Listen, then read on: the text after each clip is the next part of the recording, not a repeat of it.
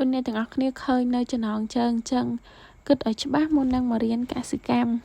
តាមពិតទៅខ្ញុំខ្លួនឯងក៏អត់ច្បាស់ដែរថាហេតុអីបានមករៀនកសិកម្មដូចឃើញក្នុងវីដេអូហ្នឹងអញ្ចឹងវាហត់ណាដោយសារយើងត្រូវថ្ងៃត្រូវក្តៅយើងធ្វើការនៅជាមួយនឹងកសិករភាគច្រើនហើយសម្រាប់អ្នកដែលគាត់អត់សូវចូលចិត្តត្រូវកម្ដៅថ្ងៃឬក៏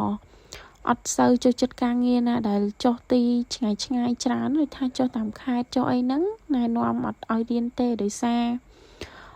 និយាយទៅហត់ហ្មងត្រូវក្តៅត្រូវថ្ងៃ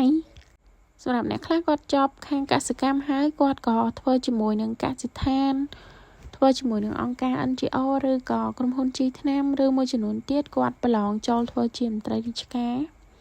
តែប្រកាសថាអត់ខុសគ្នាយើងធ្វើការជាមួយនឹងកសិករអញ្ចឹងត្រូវមានការធ្វើដំណើរច្រើនហើយនេះ